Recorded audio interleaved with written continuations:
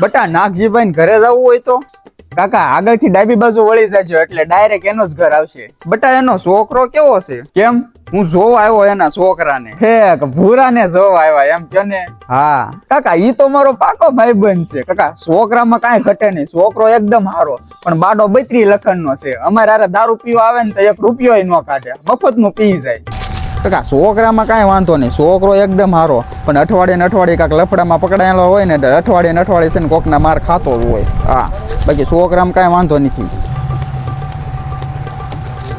બાકી છોકરો એકદમ હારો છે, સરકારી નોકરી છે, 1 લાખ પગાર છે, દેખાવડે હારો ને રૂપાળો સુંદર છે.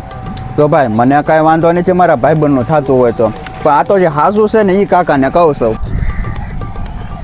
કાકા ઈ મારો પાકો ભાઈબંધ, અમે બધા મોટા હારવાર થયા, માવા હારવાર ખાવી, દારૂ હારવાર પીવી, બીડીઓ હારવાર પીવી, ગાંજો હારવાર પીવી, અને અમે બધા હોય હારવાર જ છે. કાકા છોકરો એકદમ હારો, કાંઈ ઘટે નહીં, ઈ હું તમને ગેરંટી આપો. કરો તમ તારે નક્કી. મારા ભાઈબંધનું થતું હોય તો હું તો રાજી છું ને.